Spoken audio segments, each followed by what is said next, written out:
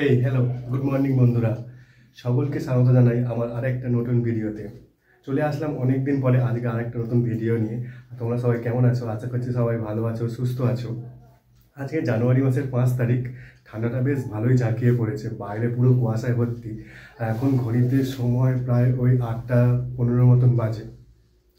আজকে যাব বেথুয়া ডহরি অভয়ারণ্য। ওখানে গিয়ে দেখবো সাপ, কুমির এবং হরিণও দেখবো। আর বিশেষ করে ওখানে হরিণটাকে কোনো খাঁচায় আটকে রাখা হয় না, ওকে জঙ্গলের মধ্যে ছেড়ে ছেড়ে রাখা হয়। যদি কপাল ভালো থাকে তাহলে হরিণ দেখা পাবো। যেহেতু আমি কৃষ্ণনগরে থাকি আর কৃষ্ণনগর থেকে বেথুয়া ডহরি অভয়ারণ্য একদমই কাছে, কিন্তু অনেক দিন ধরে যাওয়ার ইচ্ছা থাকলেও ওখানে যাওয়া সম্ভব হয়নি। তাই আজকে ওখানে যাব, ঘুরে দেখব। আর কৃষ্ণনগর থেকে আমি ট্রেনে করে যাব। কৃষ্ণনগর থেকে আমার ট্রেন আছে 9টার সময়, হাজারদুয়ারি এক্সপ্রেস। আর তোমরা যারা কলকাতা থেকে আসবে, লালগোলাগামী যে কোনো ট্রেনে উঠলে বেথুয়া ডহরিতে নামবে। বেথুয়া ডহরি থেকে নেমে ওখান থেকে টোটো করে 5 মিনিট লাগবে, তোমরা পৌঁছে যাবে বেথুয়া ডহরি অভয়ারণ্যে। চলো ওখানে পৌঁছাই। ওখানে পৌঁছে গিয়ে ওখানে কত কি টিকিট খরচ আছে, কটার সময় ঢুকতে হয়, সমস্ত কিছু ডিটেলস তোমাদের সঙ্গে শেয়ার করবো। চলো কৃষ্ণনগর স্টেশনের দিকে যাওয়া যাক।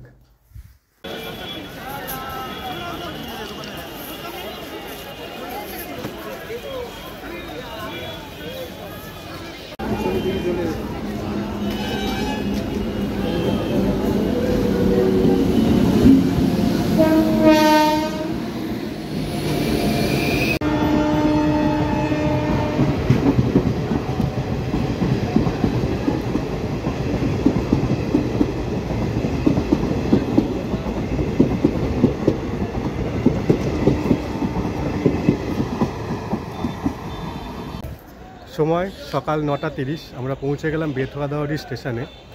এই ট্রেনটি কৃষ্ণনগর স্টেশন ছাড়ার পরে বাহাদুরপুর, ধুবুলিয়া, মুড়াগাছাকে স্কিপ করে আমাদের পৌঁছে দিল বেথুয়া ডহরি স্টেশনের 1 নম্বর প্ল্যাটফর্মে। আর এখান থেকে বেরিয়েই টোটো ধরে আমরা পৌঁছে যাব বেথুয়া ডহরি অভয়ারণ্যে।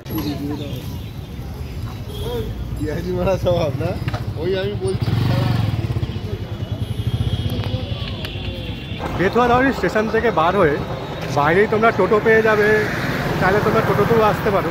স্টেশন থেকে বেথুয়া ডহরি ফরেস্টে যেতে ওই 1.6 কিলোমিটার মতন রাস্তা আছে। তোমরা চাইলে স্টেশনের বাইরে বেরিয়ে টোটো নিতে পারো। যেহেতু আমার হাতে এখন অনেক টাইম আছে, ওই জন্য আমি টোটো নিলাম না। এখান থেকে 1.6 কিলোমিটার হাঁটতে কোনো অসুবিধা হবে না। স্টেশন থেকে বেরিয়ে 15 মিনিট পায়ে হেঁটে আমরা পৌঁছে গেলাম বেথুয়া ডহরি অভয়ারণ্যের গেটে।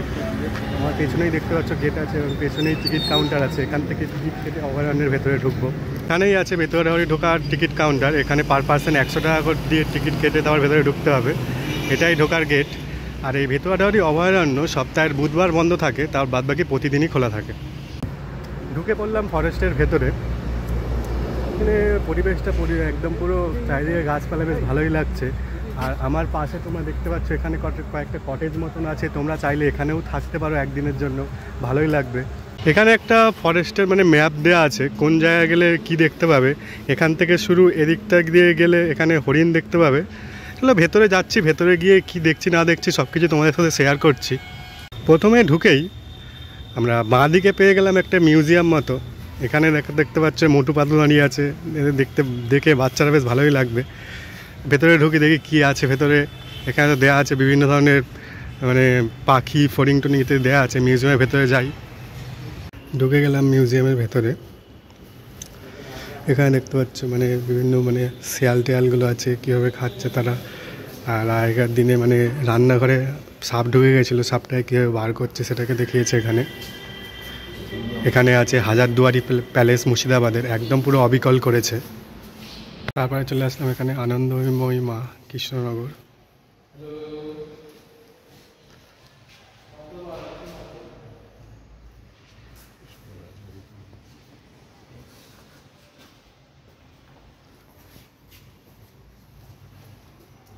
আর এখানেই আছে কৃষ্ণনগর রাজবাড়ি। এই রাজবাড়িটাকেও এখানে খুব সুন্দরভাবে রেখেছে, দেখতে ভালো লাগছে। বেথুয়া ডহরি অভয়ারণ্যের এখানে একটা থিম করা আছে, গাছের মধ্যে বিভিন্ন সাপগুলো আছে, দেখতে ভালো লাগছে। এই জায়গাটা খুবই ভালো লাগছে, পুরো অরণ্যের মধ্যে গাছগুলো দিয়ে সাজানো আছে, গাছের মধ্যে পাখি বসে আছে।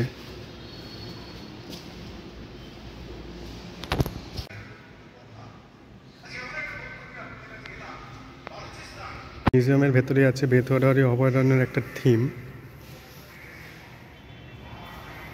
আর তার পাশেই একটা থিম করা আছে পলাশির যুদ্ধক্ষেত্র।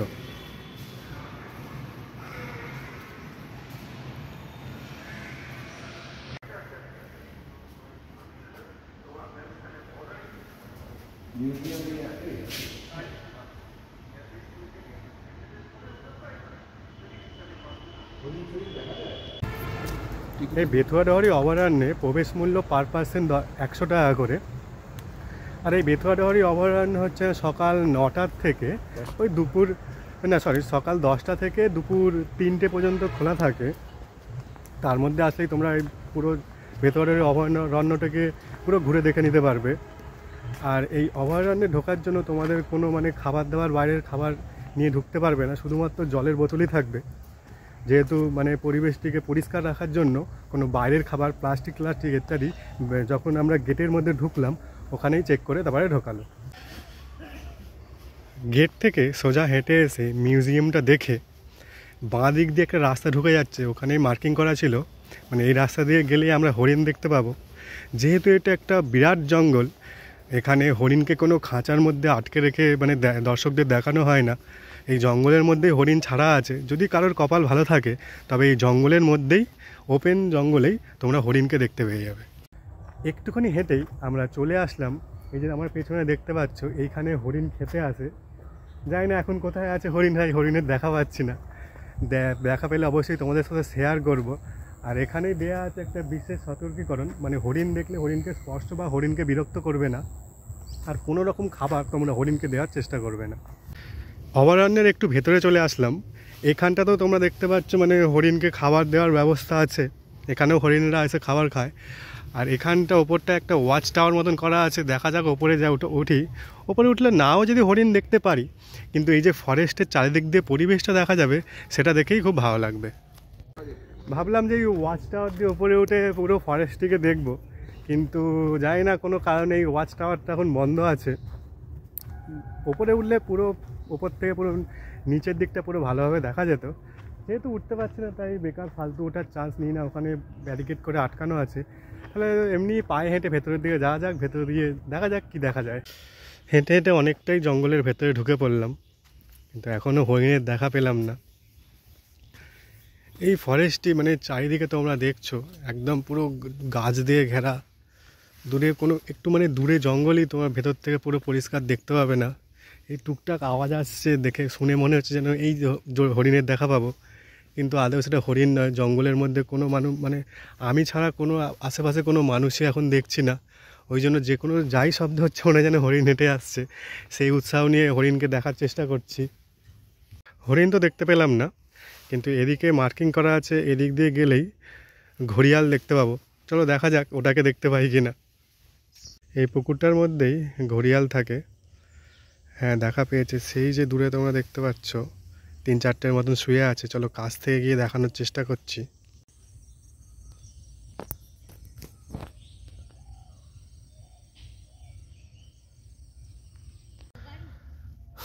প্রায় 30 থেকে 40 মিনিট হাঁটলাম, না কোনো হরিণ দেখতে পেলাম, শুধু 2-1টা ঘড়িয়াল দেখতে পেলাম, তাও তারা জঙ্গলের পুকুরের ওপরে শুয়েছিল, নড়ছেও না। অবশেষে এই জায়গাটা এসে একটু বসলাম, এই জায়গাটা চারিদিক দিয়ে বসার জায়গা করা আছে, জায়গাটা ভালোই লাগছে। এই বেথুয়া ডহরি অভয়ারণ্য বিশেষ করে হচ্ছে কিনা যাদের নেচার ভালো লাগে, গাছপালা ভালো লাগে, তারা এসে আসতেই পারো, তাদের অবশ্যই ভালো লাগবে। এত জঙ্গল ঘুরে তো আর হরিণের দেখা পেলাম না, এই জায়গাটা আসলাম, এই জায়গাটা বিভিন্ন ধরনের পাখি আছে, ময়ূর আছে, চলো সেগুলোই দেখা যাক। এখানে দেখো পাখিগুলো বেশ ভালোই আছে, কত বড় বড় পাখি, খুব সুন্দর লাগছে পাখিগুলোকে দেখতে। এখানে একটা কাকাতুয়া আছে,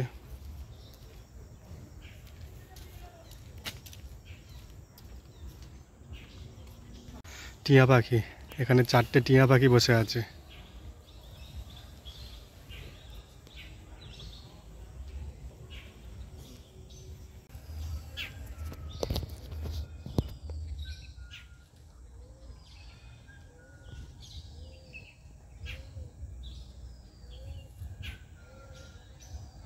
উঠাবেন এই বেথুয়াডাওয়ারি অভয়ারণ্য এতটা ঘোরার পরে কিছু দেখা গেল আর না দেখা যাক। এখানে যে তোমরা ময়ূরটা দেখছো, ময়ূরটা দেখেই খুব সুন্দর লাগছে। এখানে ময়ূরটা তার পেছনের পেখমগুলো পরিষ্কার করছে, আর এখানে একটা পাশে একটা ময়ূর বসে আছে।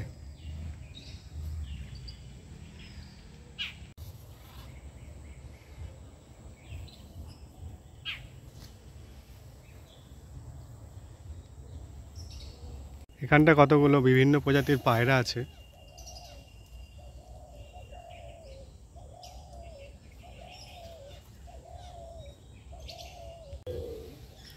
এখানে পায়রাগুলো দেখো, এগুলো একদম মানে অন্য প্রজাতির পায়রা।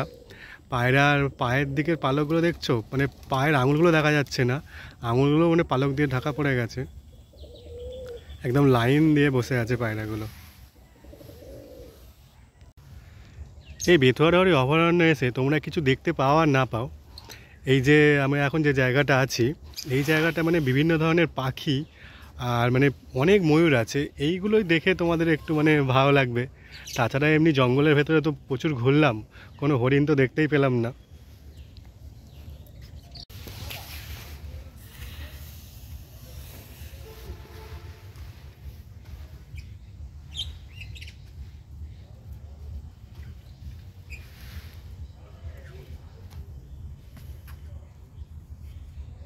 তাহলে বন্ধুরা, ময়ূর দেখা কমপ্লিট হয়ে গেল। বেথুয়াডাওয়ারি অভয়ারণ্যে এসে যা যা দেখলাম তোমাদের সাথে শেয়ার করলাম। মানে এটা পুরো অরণ্যটা ঘুরে দেখতে আমার ওই সময় লাগলো প্রায় ওই 1 ঘন্টার মতন। তো মানে বেশি কিছু দেখার নেই, হরিণ টরিণ তো দেখতেই পেলাম না। এই যে আমরা এই এখন যে ময়ূর ফয়ূরগুলো দেখলাম, পাখিগুলো দেখলাম, এগুলোই ভালো লাগলো। আর টিকিট যে 100 টাকা নিচ্ছে, সেই 100 টাকার তুলনায় তেমন কিছু দেখার নেই, মানে 100 টাকা একটু বেশিই নিচ্ছে। এখানে টিকিট মূল্য যদি 50 টাকা হতো তাহলে খুব ভালো হতো।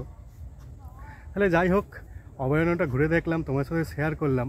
এখানের মানে নেচারটা খুবই ভালো। তোমরা যারা নেচার ভালোবাসো তাদের আসলে অবশ্যই ভালো লাগবে।